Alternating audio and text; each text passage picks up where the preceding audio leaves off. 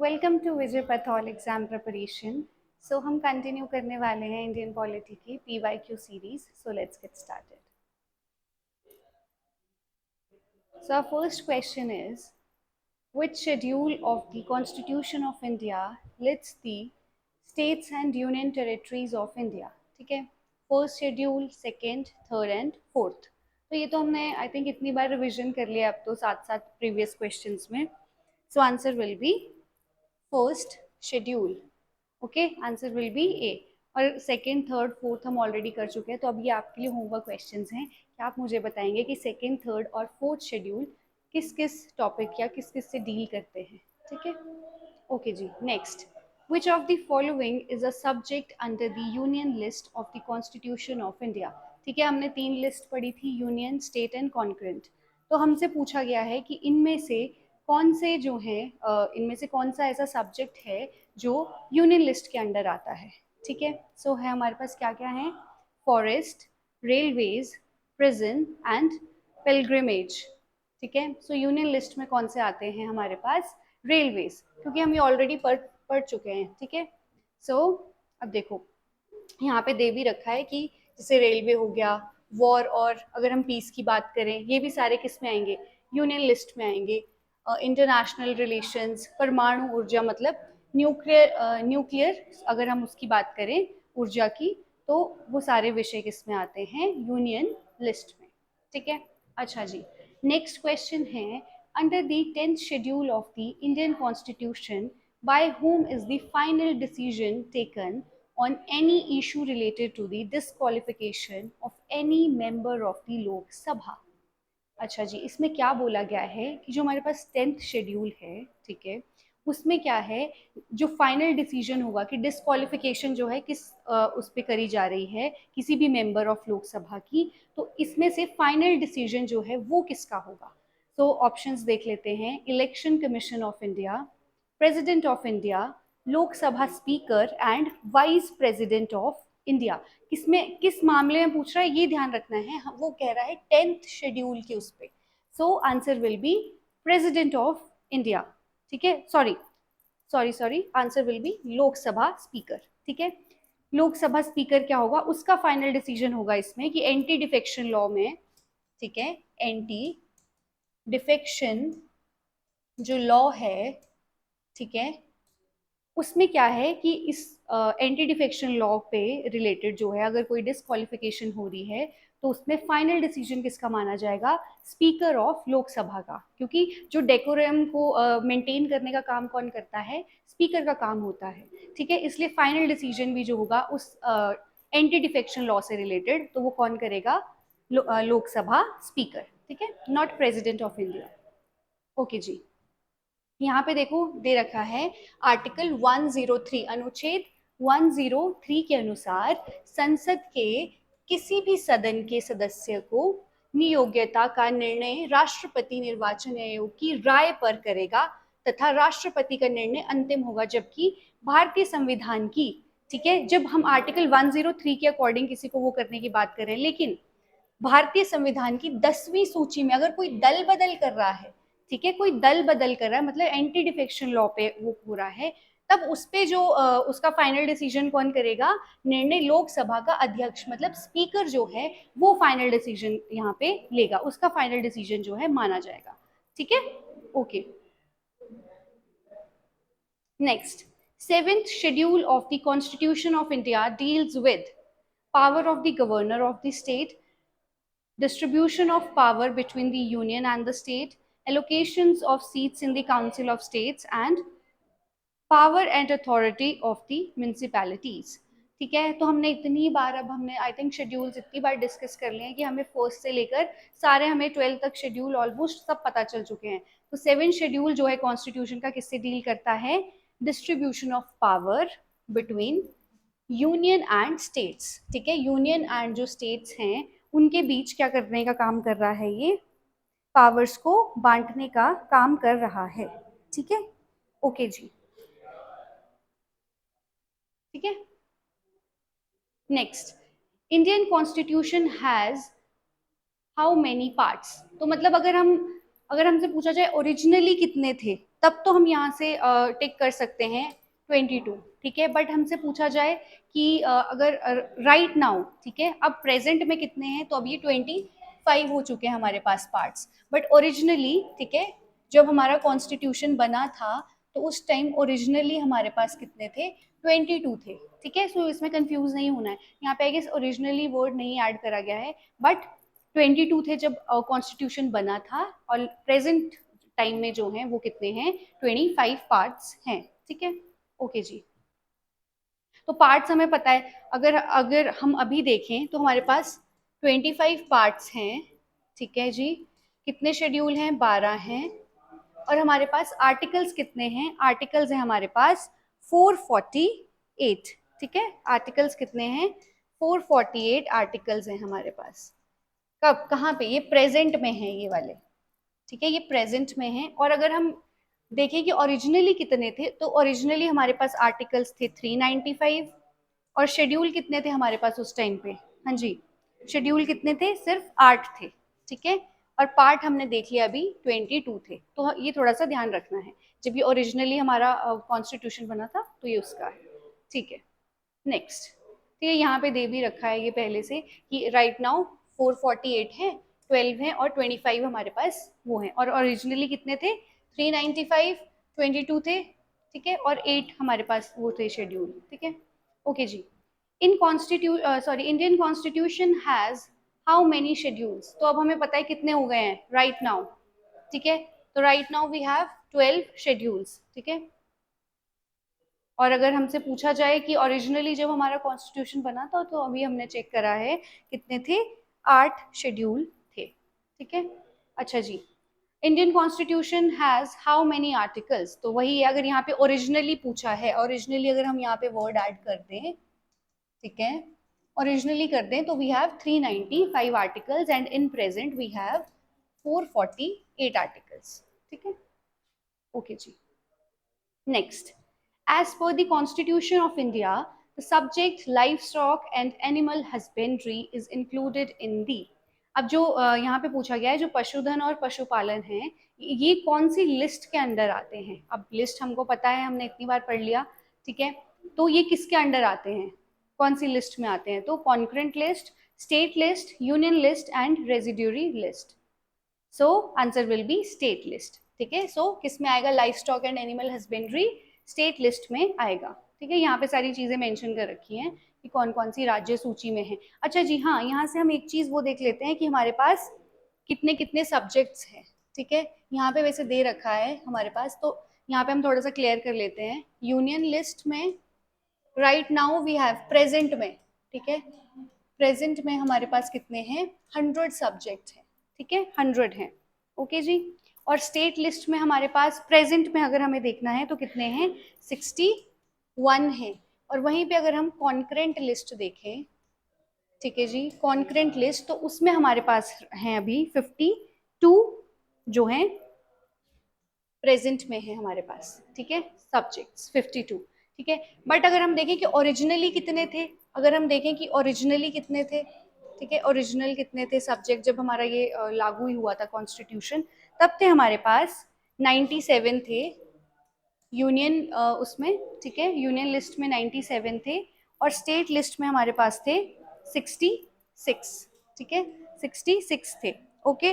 और concurrent list में हमारे पास थे 47, ठीक है जी।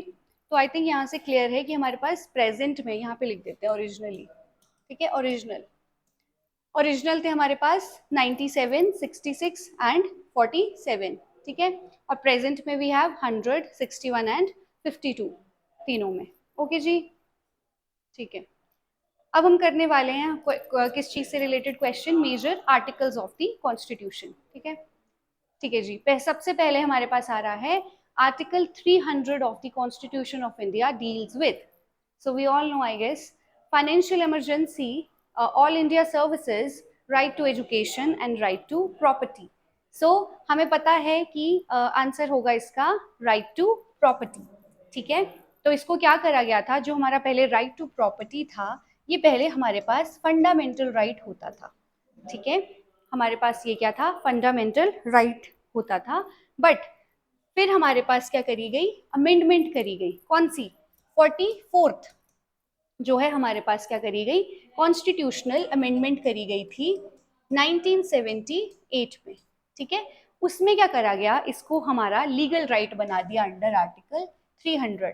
तो अगर अब आपसे पूछा जाए कि राइट टू प्रॉपर्टी हमारा क्या है, फंडामेंटल राइट है या लीगल राइट है, तो now article this right to property is our fundamental right पे मैं क्रॉस लगा रही हूँ, ठीक है। सो अब ये क्या है, हमारा लीगल राइट है, ठीक है। राइट टू प्रॉपर्टी हमारा क्या है, लीगल राइट है। इसको जो है आर्टिकल 300A के अंडर रखा गया है, ठीक है।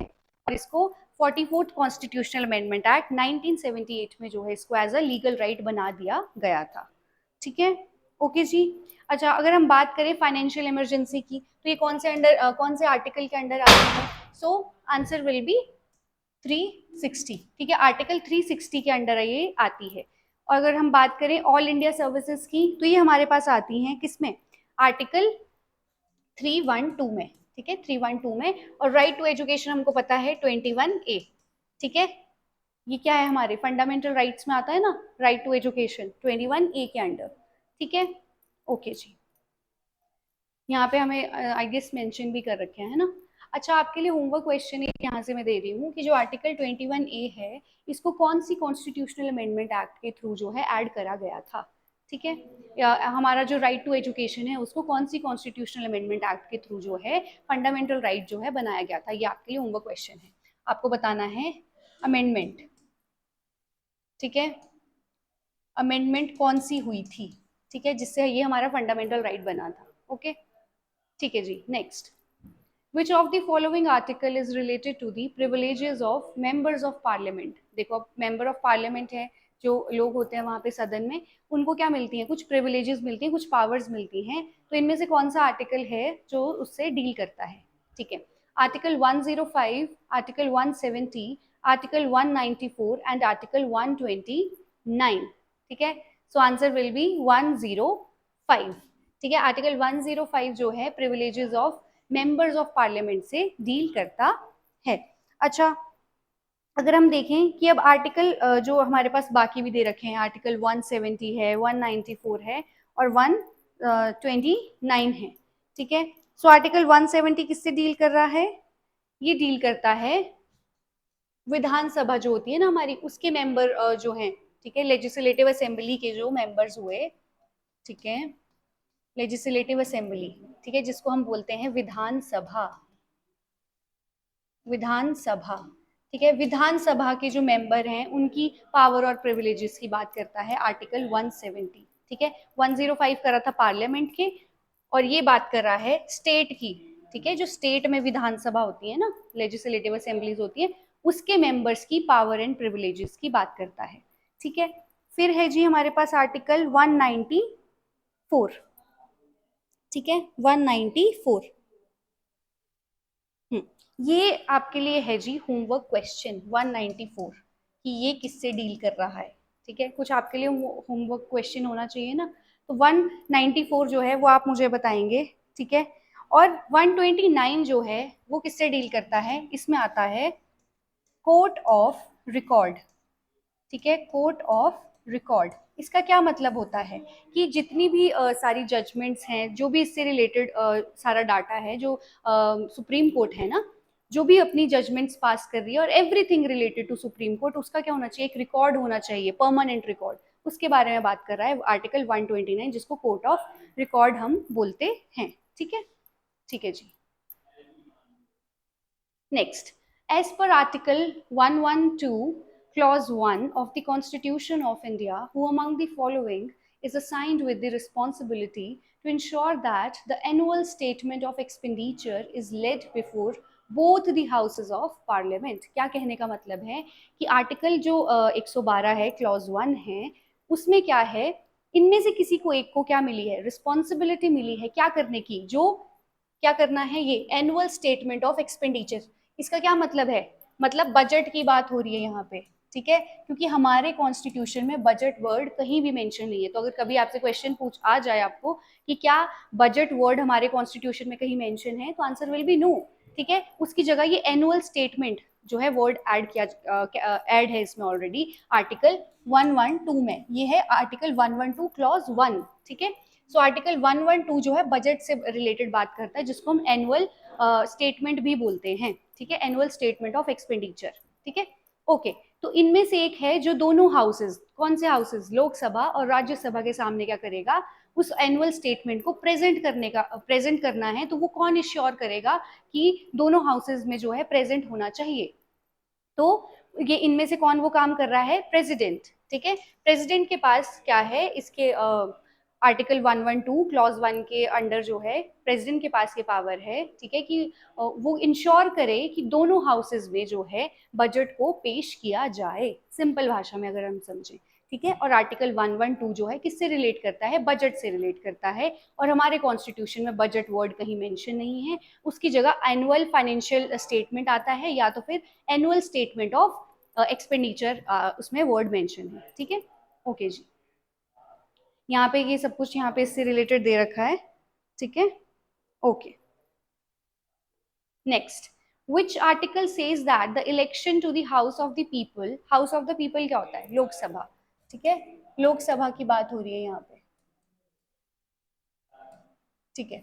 House of the people and to the legislative assembly of the state, legislative assembly मतलब Vidhan Sabha of the state, shall be on the basis of adult suffrage. मतलब इसका क्या है कि उसमें जो इलेक्शंस होंगे पार्लियामेंट के या मतलब लोकसभा और लेजिस्लेटिव असेंबली के, वो किसके बेस पे होंगे, जो भी अडल्ट सफरेज का मतलब है, मतलब कि जो भी 18 साल से ऊपर हैं और 18 साल के हैं, वो क्या करेंगे, वो वोट देंगे, मतलब वोट के आधार पर जो है क्या होगा, इलेक्शंस होंगे। तो इनमें से कौन सा आर्टिकल है जो ये बात कर रहा है, तो आर्टिकल 301, 326, 261 एंड 300, ठीक है। तो कौन सा होगा, आर्टिकल 326, ठीक है। 326 जो है इससे रिलेटेड बात करता है कि जो इलेक्शंस हैं वो किसके आधार पर होने चाहिए, वोटिंग के आधार पर ही होने चाहिए, मताधिकार, ठीक है, मताधिकार, चुनाव व्यसक मताधिकार के आधार पर ही होंगे, ठीक है। तो ये आर्टिकल कौन सा बोल रहा है, 326 जो है आर्टिकल बोल रहा है, ठीक है। अगर अब हम बात करें कि आर्टिकल 301, तो ये क्या बोलता है, आर्टिकल 301 ये देता है हमें क्या, ट्रेड, कॉमर्स, ठीक है, ये सारी चीजें करने का क्या गारंटी देता है, फ्रीडम देता है, किस चीज के लिए, trade, commerce and intercourse through out the territory of India. मतलब कि जो ट्रेड है, कॉमर्स है, ठीक है, व्यापार मतलब, ठीक है, trade and commerce and intercourse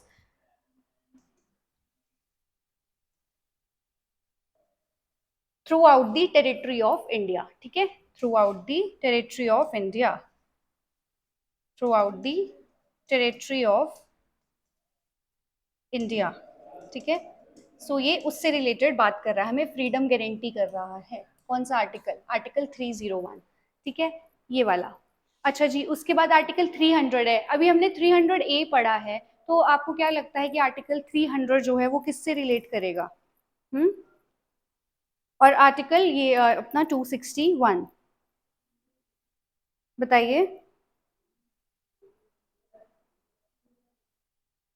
ठीक है।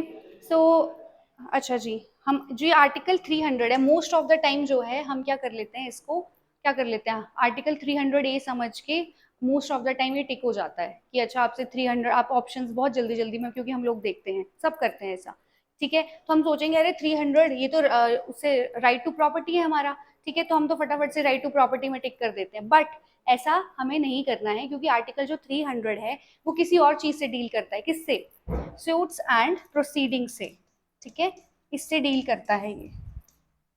सो डोंट गेट कंफ्यूज्ड इन दोनों में, ठीक है, क्योंकि जो 300 ए है वो रिलेट कर रहा है राइट टू प्रॉपर्टी से, ठीक है। और आर्टिकल 261, 261 क्या है जी बताइए, या तो आपको होमवर्क क्वेश्चन दिया जाएगा या मैं बताऊंगी, ठीक है। ये सिंपली क्या बात कर रहा है, जो आर्टिकल 261 है ये मैंडेट करता है कि that full faith and credit be given to किसको, पब्लिक एक्ट, जो एक्ट हैं उनको, ऑफिशियल रिकॉर्ड्स हैं, ठीक है, जुडिशियल प्रोसीडिंग है थ्रू आउट द इंडिया, ठीक है। तो वो कहने का इसका मतलब है कि हमें क्या है, जो भी अगर कहीं किसी स्टेट में भी अगर कोई कानून बन रहा है तो उसको थ्रू आउट द इंडिया क्या माना जाएगा, सही माना जाएगा, ठीक है। Public acts, official records and judicial proceeding को उस पर क्या रखना है हमको, फुल फेथ, है ना। तो ये बात करता है आर्टिकल 261।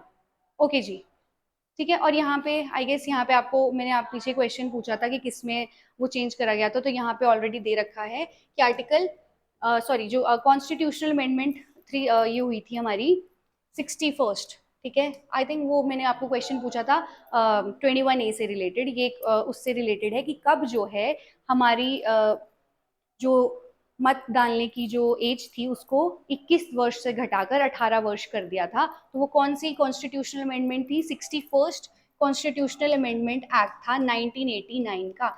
इसमें जो था एज क्या कर दी गई थी, जो पहले 21 थी उसको कम करके 18 कर दिया गया था, ठीक है। कि 18 साल के या 18 साल से ऊपर जो भी व्यक्ति हैं वो क्या कर सकते हैं, वोट कर सकते हैं। तो इस एज को ये आपने याद रखनी है, ठीक है। ये वाली 61st कॉन्स्टिट्यूशनल अमेंडमेंट एक्ट 1989, जिसमें एज को क्या करा गया था, 21 साल से घटाकर 18 साल कर दिया गया था, ठीक है। ओके जी। Which of the following articles promote equal justice and free legal aid for all the citizens? तो ये तो आई गेस सभी को पता है, जब भी फ्री लीगल एड की बात आती है एक तो हमें ध्यान में क्या आता है, directive principle of state policy, directive principle of state policy, ठीक है। और ये आर्टिकल कौन सा है, 39A, ठीक है। तो हमें पता है कि जो डायरेक्टिव प्रिंसिपल हैं वो डील कहाँ से कहाँ तक करते हैं, आर्टिकल 36 से 51 तक, ठीक है, इनसे डील करते हैं। और 39A जो है फ्री लीगल एड की बात करता है, मतलब ऐसे लोग जो क्या हैं, जिनको या तो जिनको जस्टिस अगर हमें प्रदान करनी है, या जो ऐसे लोग हैं जो बिल्कुल भी कोर्ट नहीं जा सकते, ठीक है, फाइनेंशियली अच्छे नहीं है, तो उनकी हेल्प के लिए एक तरह से सोशल वेलफेयर के लिए जो है फ्री लीगल एड जो है लाया गया था आर्टिकल 39A। अब आपके लिए एक होमवर्क क्वेश्चन है कि जो आर्टिकल 39A है इसको कौन सी कॉन्स्टिट्यूशनल अमेंडमेंट एक्ट के थ्रू जो है ऐड करा गया था 39A को, ठीक है, DPSPs में। ये आपके लिए होमवर्क क्वेश्चन है, ठीक है। अच्छा जी, फिर है आपके पास आर्टिकल 43A एंड 48A। तो 48A किसकी बात करता है, हाँ 48A किसकी बात करता है, ये बोलता है कि हमको क्या करना है, प्रोटेक्ट करना है, किसको प्रोटेक्ट करना है, किसको प्रोटेक्ट एंड सेफ गार्ड आप बोल सकते हो, किसको, इन्वायरमेंट को, ठीक है। इन्वायरमेंट से रिलेटेड ये बात करता है, फॉरेस्ट को हमें बचाना है, ये सारी बातें कौन कर रहा है, आर्टिकल 48A, ठीक है। अच्छा जी, 43 क्या बोल रहा है, मैनेजमेंट ऑफ इंडस्ट्रीज, कौन करे मैनेज इनको, मैनेजमेंट ऑफ इंडस्ट्रीज, ठीक है, मैनेजमेंट ऑफ इंडस्ट्रीज की वो क्या कहना चाह रहे हैं कि जो लेबर जो हमारी लेबर क्लास है वो क्या करे, एक तरह से अपना काम खुद से करे, और उनका उनका ज्यादा योगदान होना चाहिए किस चीज में, इंडस्ट्रीज में, और उनको मैनेज करने में। तो वो बोलता है आर्टिकल 43A। और ये भी आपके लिए होमवर्क क्वेश्चन है कि आपको ये तीनों का बताना है कि ये जो तीनों हैं कौन सी कॉन्स्टिट्यूशनल अमेंडमेंट एक्ट के थ्रू जो है directive principle of state policies में ऐड करे गए थे, ठीक है जी। ओके, ये ध्यान रखेंगे, ओके, ठीक है, आंसर विल बी ए। और यहाँ पे और भी देखो ये बता के रखे हैं कि भाग 4 में जो है हमारे क्या है, directive principle of state policies हैं, आर्टिकल 36 से लेकर 51 तक हैं, ठीक है जी। और यहाँ पे 39 भी दे रखा है, आर्टिकल 40 हमें क्या बता रखा है, ग्राम पंचायतों का गठन, मतलब ग्राम पंचायतें बनाना, ठीक है, ग्राम पंचायत को ऑर्गेनाइज वो करना, इस्टेब्लिश करना। आर्टिकल 44 हम बहुत बार कर चुके हैं, that is uniform civil code, ठीक है। आर्टिकल 48 क्या बोल रहा है, कृषि मतलब एग्रीकल्चर एंड एनिमल हस्बेंड्री को क्या करना, इस्टेब्लिश करना, उसके लिए कुछ काम करना, साइंटिफिक तरीके उसमें नए नए लेके आना, ठीक है, जिससे क्या हो, कृषि और पशुपालन में क्या हो, अच्छे ज्यादा वो किए जाए, बढ़ोतरी करी जाए, ठीक है। ओके जी। और आर्टिकल 51 बात कर रहा है अंतरराष्ट्रीय शांति की, मतलब इंटरनेशनल पीस की, ठीक है। तो ये हमने आर्टिकल्स जो हैं ध्यान रखने हैं यहाँ से। ओके जी, नेक्स्ट है which of the following articles of the Indian Constitution prohibits discrimination in employment in any government office, ठीक है। कि क्या बोल रहा है कि डिस्क्रिमिनेट ना किया जाए किसी को भी, किसके आधार पर, किसी भी आधार पर, कहाँ पे, कहीं पे भी अगर उसको क्या चाहिए, एम्प्लॉयमेंट चाहिए किसी भी गवर्नमेंट ऑफिस में, ठीक है। तो कौन सा आर्टिकल बोलता है, ऑब्वियसली आर्टिकल 16, क्योंकि ये बात करता है राइट टू इक्वल अपॉर्चुनिटीज की, ठीक है, राइट टू इक्वल अपॉर्चुनिटी की, ठीक है, इक्वल अपॉर्चुनिटी। अच्छा जी, इसमें क्या आता है, इसमें आता है डेफिनेशन ऑफ स्टेट। और डेफिनेशन ऑफ स्टेट में क्या क्या चीजें मेंशन है, इसमें सब कुछ आ जाता है। पार्लियामेंट, पार्लियामेंट के दोनों हाउस, स्टेट, स्टेट के अगर दोनों हाउस अगर किसी स्टेट में है तो ठीक है, उसमें सारे लोकल हमारी वो आ जाती हैं, जिसमें जैसे हमारे पास क्या हो गया, पंचायत होगी, म्यूनसिपैलिटीज होगी, कोई ट्राइब्यूनल्स बने, वो सारे डेफिनेशन ऑफ स्टेट में आ जाते हैं। ठीक है। अच्छा, आर्टिकल 15 क्या बोलता है कि हमें किसी को भी क्या नहीं करना है, डिस्क्रिमिनेट नहीं करना है। किस आधार पर, कि वो कैसा दिखता है, कौन सी जगह से आता है, ठीक है, on the based of caste, sex, है ना, उसका जेंडर क्या है, तो हमें उस आधार पर डिस्क्रिमिनेट नहीं करना है। एंड आर्टिकल 14 हमको पता है राइट टू इक्वालिटी की बात करता है। ठीक है, राइट टू इक्वालिटी। ठीक है जी, यहाँ से क्या है, हमारे सारे ऑलमोस्ट क्लियर होते जा रहे हैं। ओके, यहाँ सारी चीजें मेंशन है। ओके, इसमें 16 क्लॉज 4 में सरकारी नौकरियों में राज्य सरकार उन सभी पिछड़े वर्ग के पक्ष में आरक्षण का प्रावधान करती है। ये आपने ज्यादा ध्यान में रखना है। इसमें सिर्फ 16 था ना, but most of the time आपसे यही पूछते हैं, 16 क्लॉज 4।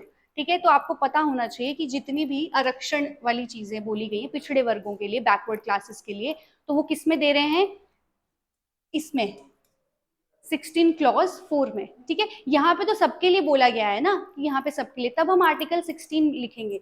बट अगर स्पेशली आपको मेंशन किया जाए, यहाँ पे अगर आपको लिखा होता स्पेशली बैकवर्ड क्लासेस, तब आपको यहाँ पे ऑप्शन में होता 16 क्लॉज 4। ठीक है, तो 16 क्लॉज 4 इससे रिलेटेड है, उनको रिजर्वेशन दे रहा है, किसको, पिछड़े वर्ग को। ओके जी, बाकी ये सब यहाँ पे मैंने आपको ऑलरेडी बता दिया है। Next, which of the following articles of the Indian constitution prohibits employment of children in factories. ठीक है, कि अब क्या है, चिल्ड्रंस को फैक्ट्रीज में काम करने नहीं देना है। कैसी फैक्ट्रीज में, एक तो छोटे बच्चे हैं, उनको मशीनरी चलाने नहीं आती, बट क्या करते हैं कि चाइल्ड लेबर को रख लेते हैं काम पे, तो उसको क्या है, प्रोहिबिट कह रहे हैं कि उनको एम्प्लॉयमेंट नहीं देना है हमने फैक्ट्रीज में ऐसे। ठीक है, कितने साल के बच्चे नहीं होने चाहिए वहां पे, ये आपके लिए होमवर्क क्वेश्चन है। आप मुझे बताइए कितने साल तक के बच्चों को मनाही है फैक्ट्रीज में काम करने से। ठीक है, तो इससे आर्टिकल रिलेट कौन सा करता है, आर्टिकल 20 प्रोहिबिट कर रहा है एम्प्लॉयमेंट ऑफ चिल्ड्रन। हाँ, तो आर्टिकल 24। ठीक है जी। अच्छा, और आर्टिकल 34 किससे रिलेटेड बात करता है, हाँ जी, आर्टिकल 34 ये बोलता है कि जो फंडामेंटल राइट्स हैं हमारे, ठीक है, वो क्या हो जाते हैं, रिस्ट्रिक्ट हो जाते हैं। कब, जब मार्शल लॉ लग जाता है कहीं पे। ठीक है, कहीं पे क्या लग जाए, मार्शल लॉ लग जाए, तो हमारे फंडामेंटल राइट्स क्या हो जाते हैं, रिस्ट्रिक्ट हो जाते हैं। ठीक है, और आर्टिकल 35 क्या बोल रहा है कि पार्लियामेंट के पास क्या है, पावर है, किस चीज की, किस चीज की पावर है, हाँ जी, किस चीज की पावर है कि वो क्या कर सके, इससे रिलेटेड कानून बना सके। ठीक है, ओके। और आर्टिकल 27 हमने 27 आप मुझे बताएंगे। ठीक है, आर्टिकल 27, क्योंकि कुछ होमवर्क आपके लिए भी होना ही चाहिए। ठीक है, तो आई थिंक आज मैं आपको बहुत सारे क्वेश्चंस दे दिए एंड आई होप कि आप ये सारे क्वेश्चंस करेंगे। ठीक है, तो आर्टिकल 27 आप मुझे बताने वाले हैं। ओके, ठीक है, यहाँ पे अच्छा वैसे दे ही रखा है यहाँ पे, तो क्यों ही हमने देखना है। धार्मिक कार्यों पर कर पर निषेध, इसका सिंपल मतलब क्या है, जब हम ये बोल रहे हैं कि धार्मिक कार्यों पर कर पर निषेध, तो आर्टिकल 27 ये बोलता है कि जैसे गवर्नमेंट है ना, वो इस पे इस आधार पर हमसे टैक्स नहीं ले सकती। ठीक है, कि आप इस धर्म के हो तो आपको टैक्स देना पड़ेगा, आप इस धर्म के हो तो आपको टैक्स देना पड़ेगा। तो ये उस चीज पे क्या करता है, उसको प्रोहिबिट करता है, उस पे क्या करता है, निषेध कर देता है उस चीज को। किसको, टैक्स, किसके आधार पर, धर्म के आधार पर ऐसे आप किसी से भी जो है टैक्स वसूल नहीं कर सकते, वो कह रहा है आर्टिकल 27। और 35 देखो, विधि बनाने की शक्ति सिर्फ सांसद को ही होगी। ठीक है, सिंपल क्या बोला आर्टिकल 35 ने, जितने भी कानून हैं जो भी रिलेटेड हैं, किस चीज से रिलेटेड, फंडामेंटल राइट से रिलेटेड, तो वो कौन बनाएगा, सिर्फ पार्लियामेंट बनाएगा, स्टेट नहीं बनाएगी, स्टेट लेजिस्लेचर उसको नहीं बनाएगी। कौन बनाएगा, सिर्फ पार्लियामेंट। ठीक है, तो आई थिंक ये सारे जो हमारे आर्टिकल्स हैं ऑप्शन में जो भी थे आंसर को छोड़ के, वो भी हमारे क्लियर हो गए हैं। ठीक है, ओके जी। Next question, which article of the constitution of india empowers a state government to promulgate on ordinance। ठीक है, ऑर्डिनेंस को क्या बोलते हैं, अध्यादेश। ठीक है, अब देखो जो प्रेसिडेंट है, ठीक है, उनके पास क्या होती है, एक पावर होती है ऑर्डिनेंस मेकिंग पावर। ठीक है, ऑर्डिनेंस क्या होते हैं, सिंपली जब जब या तो दोनों हाउस, या तो सिर्फ एक हाउस सेशन में है और ये दूसरा नहीं है, अगर उस टाइम पे हमें कोई इमरजेंसी में कोई बिल लाना है या कुछ भी किसी चीज से रिलेटेड, तो जो प्रेसिडेंट क्या है उस टाइम पे ऑर्डिनेंस पास कर सकता है। ठीक है, क्या कर सकता है, एक ऑर्डिनेंस पास कर सकता है और उसकी अहमियत एक बिल जैसी ही होती है। अब आपके लिए क्वेश्चन यहाँ से फिर से मैं लेके आ रही हूँ कि आपको बताना है कि जो ऑर्डिनेंस है वो कितने समय तक जो है क्या रहता है, वैलिड रहता है। ठीक है, आपको मुझे बताना है कि ऑर्डिनेंस की जो वैलिडिटी होती है वो कितने समय तक रहती है। ठीक है, ये आप मुझे बताएंगे।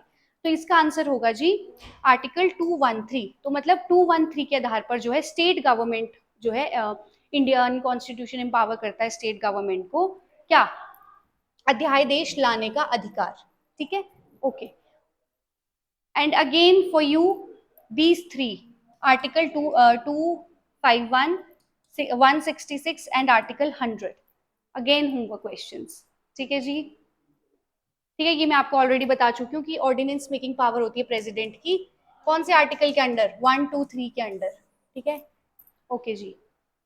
और 12 ये जो हमने पढ़ा ना आर्टिकल 213, इसमें किसको पावर दी गई है, गवर्नर को, है ना, गवर्नर के पास पावर है ऑर्डिनेंस बनाने की। और 123 में किसके पास है, प्रेसिडेंट के पास। तो थोड़ा मिलते जुलते ही हैं, तो कंफ्यूज नहीं होना है। ठीक है जी, next, which of the following pair is not. अब यहाँ पे देखो नॉट है, सिंपल, तो ये देखना है कि कौन सा पेयर नहीं मिल रहा है अच्छे से, कौन सा मैच नहीं कर रहा है। तो देखो आर्टिकल 79 क्या सुप्रीम कोर्ट से रिलेट करता है, क्या आर्टिकल 114 अप्रोप्रिएशन बिल से रिलेट करता है, 280 finance commission and 312 all India services. तो ये हमने आज ही करा है, तो ये तो बिल्कुल सही जुड़ा हुआ है। ठीक है, ये सही है। ओके जी, 280 में क्या आता है हमारे पास, फाइनेंस कमीशन ही आता है, तो ये भी ठीक है। तो हमारे पास आंसर क्या होगा, ए। ठीक है, क्योंकि 114 में अप्रोप्रिएशन ही बिल आता है और इसमें ये, तो ये आंसर है हमारे पास, ये मतलब ये गलत जुड़ा हुआ है। ठीक है, सुप्रीम कोर्ट नहीं आता आर्टिकल 79 के अंडर। ठीक है जी, क्योंकि सुप्रीम कोर्ट कहाँ से शुरू होते हैं, आर्टिकल 124 से। ठीक है, ओके जी, यहाँ पे दे रखा है ऑलरेडी 79 में क्या है, संसद का गठन। ठीक है, इसमें ये दे रखा है कि पार्लियामेंट का क्या होना चाहिए, इस्टेब्लिशमेंट ऑफ या कॉन्स्टिट्यूट ऑफ ये पार्लियामेंट। ठीक है, 114 में हमने अभी देख लिया ये अप्रोप्रिएशन बिल। 124 में देखो मैंने आपको भी बता दिया कि सुप्रीम कोर्ट इसमें आते हैं। ठीक है, और बाकी हम देख चुके हैं already. Okay, so that is it for today, thank you so much for watching.